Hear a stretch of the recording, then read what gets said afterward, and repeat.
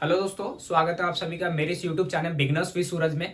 आज का जो हमारा टॉपिक है फ्रेंच रेवोल्यूशन यानी कि फ्रांसीसी क्रांति के बारे में। जैसा कि हमने लास्ट वीडियो में पार्ट 1 में फ्रेंच रेवोल्यूशन के स्टार्टिंग के बारे में, इंट्रोडक्शन के बारे में पढ़ा है। अगर आप वो वीडियो अगर आपने नहीं देखा तो आप चैनल पर जाकर के वो वीडियो देख सकते हैं। वो खास तौर पर एनसीईआरटी नोट्स बेस्ड आपको सभी पॉइंट्स में देखने को मिलेंगे। तो आज हमारा गाइस ये फ्रांसीसी क्रांति का पार्ट दूसरा या भाग आप बोल सकते हैं दूसरा, जिसमें हमने 4 टॉपिक को यहां पर लिखा है। 4 टॉपिक को मेमोराइज करके यहां पर हम लोग या समराइज करने के बाद यहां पर हम लोगों ने चीजों को कवर अप करने की कोशिश करी है, जिसमें खास तौर पे आप आइडेंटिफाई कर पाएंगे कि वहां पर क्या क्या चीजें सेगमेंट में या क्लासिफाइड रूप में अपने आप को अलग अलग सेपरेट कर चुकी थी। तो सबसे पहले दोस्तों हम बात करेंगे फ्रांसीसी समाज और 18वीं शताब्दी के मध्य।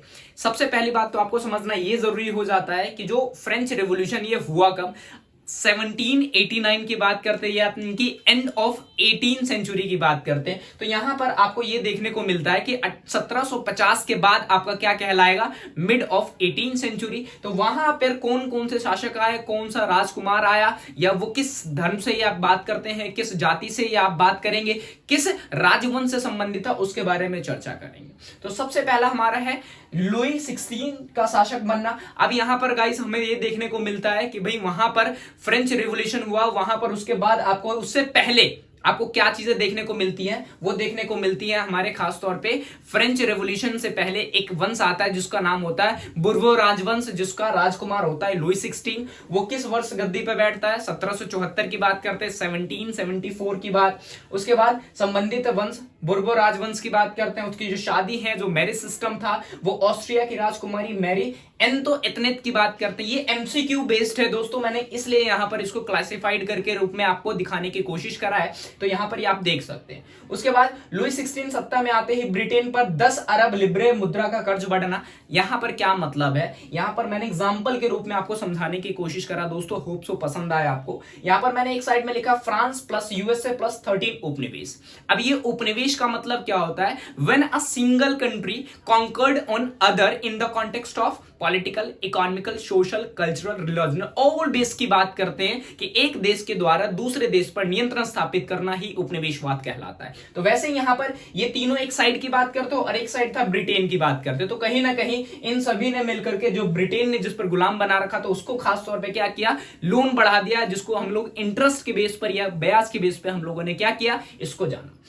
सरकार से कर्जदाता 10% ब्याज की मांग कर रहे थे। मतलब मान लीजिए कि जो ब्रिटेन की गवर्नमेंट की बात करते हैं, वहां पर आपको क्या देखने को मिलती है कि जो ब्रिटेन से कर्जा, कहां पर, फ्रांस की बात करते हैं, तो वहां पर आपको ये चीज देखने को मिलते हैं कि फ्रांस सरकार को जिसने क्या किया था, लोन दे रखा था, वो लोन क्या कर रहे थे, अब वो ज्यादा इंटरेस्ट पर वो लोग मांग रहे थे। क्यों? क्योंकि आप देखेंगे जो लोन देने वाले होते हैं वो आपको लोन प्रोवाइड करते हैं, वो ऐसे सिचुएशन का इंतजार करते हैं जब आप क्या हो चुके हो, किसी भी मंजर में फंस चुके हो। वहां पर आपके साइड एक ही ऑप्शन होता है कि आपके पास जो भी चीजें हैं वो क्या करते हैं, कम से कम इंटरेस्ट पर आप बात करते हैं, वहां पर वो अपने पास में हथियार लेने की कोशिश करते हैं। उसके बाद समाज का विभाजन, ये हमने पार्ट 1 में भी कवर करा दोस्तों कि ये पार्ट 1 में आपको ये देखने को मिलेगा कि जो फ्रेंच सोसाइटी है वो कितने भागों में बटा हुआ है। वो आप बात करते 1 2 3, जिसको हमने सबसे पहले क्या कहा था, पोप क्लास, उसके बाद नोबेलिटी क्लास, तीसरे में हमने पढ़ा था पीजेंट क्लास, पादरी वर्ग, कुलीन वर्ग, और आप बात करते हैं तीसरे में किसान वर्ग के बारे में, या कृषक वर्ग या मजदूर वर्ग के नाम से भी इसको हम लोग क्या करते हैं,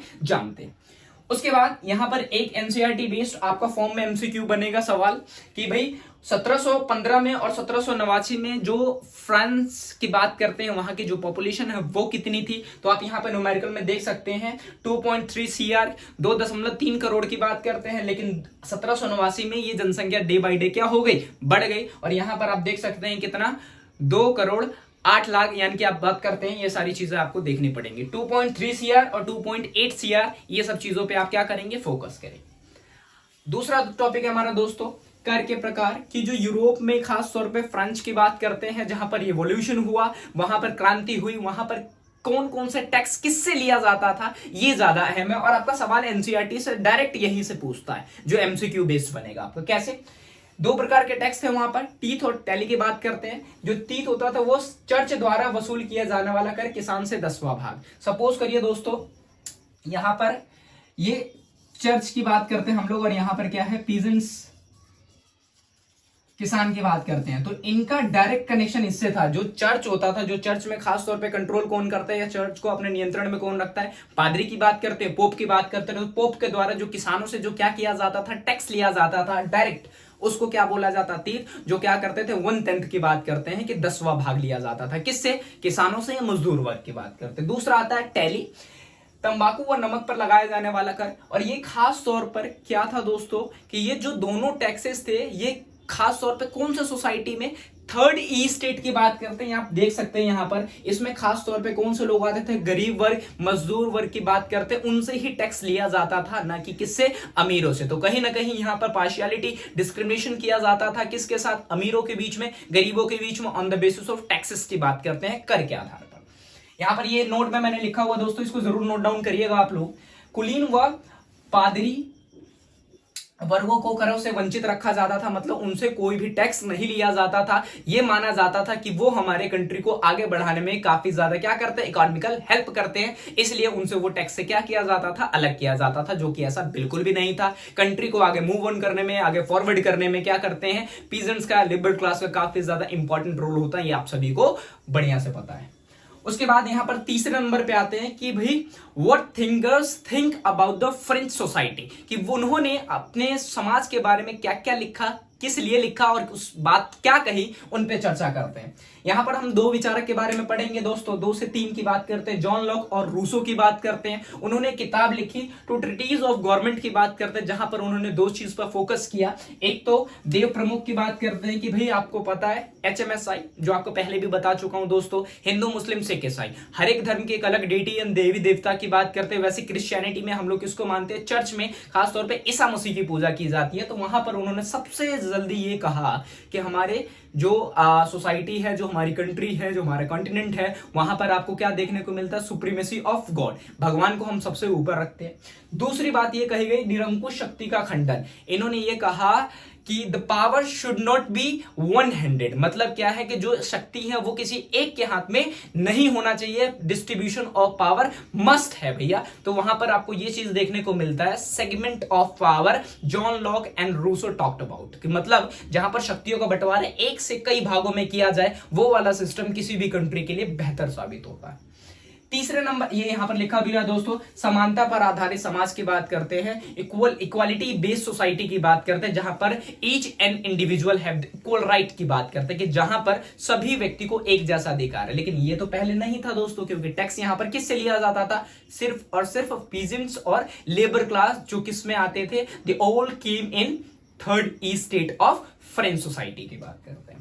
जो सेकंड है आपका मोंटेस्क्यू, इन्होंने एक किताब लिखी भाई द स्पिरिट ऑफ लॉज की बात करते हैं, जिनमें उन्होंने क्या किया, पार्ट्स ऑफ गवर्नमेंट, जैसे कि हमारे इंडिया में भी है, लेजिस्लेटिव हो गया, एग्जीक्यूटिव हो गया और जुडिशरी की बात करते हैं। तो सबका काम अलग अलग होता है, कानून बनाना, कानून को लागू करना, और न्यायपालिका का मेन काम क्या होता है, दंडित करना या पुरस्कृत करना।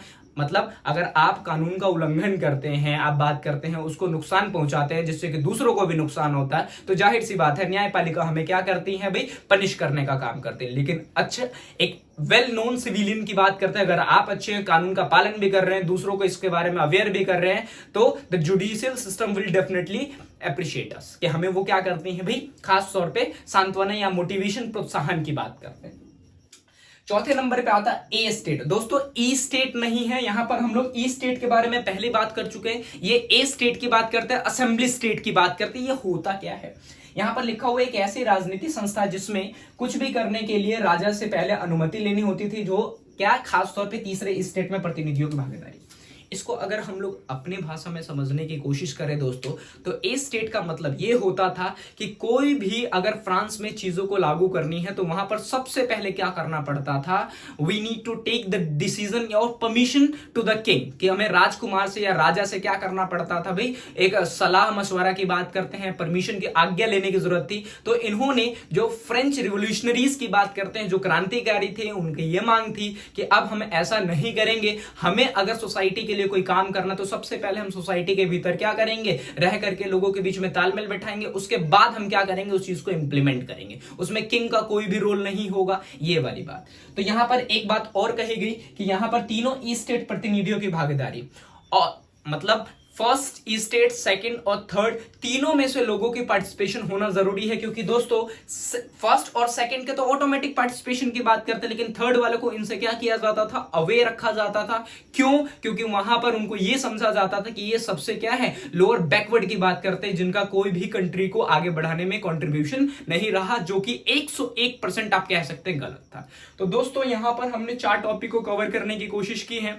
अगले पार्ट 3 में दोस्तों इसमें 5 से 6 पार्ट आएंगे, जिससे कि ये चैप्टर आपका कंप्लीट हो पाएगा। क्यों? क्योंकि यहां पर दोस्तों पॉइंट्स के हिसाब से आप करेंगे तो ज्यादा मुझे लगता है कि बेहतर साबित होगा आप लोगों के लिए। उस टाइम पर पूरी बुक पढ़ने की जरूरत नहीं पड़ेगी, उस टाइम पर ये कीवर्ड्स आप ध्यान रखेंगे, जैसे कि आप अपने आंसर को क्या कर सकते हैं, डिस्क्रिप्टिव फॉर्म दे सकते हैं। तो दोस्तों अगर ये वीडियो अगर आपको हेल्पफुल लगे, इंफॉर्मेटिव लगे, तो वीडियो को लाइक, सब्सक्राइब, कमेंट करना ना भूलें और अपने सजेशन भी दे सकते हैं कि क्या मैं इसमें सुधार कर सकता हूं। So thank you very much.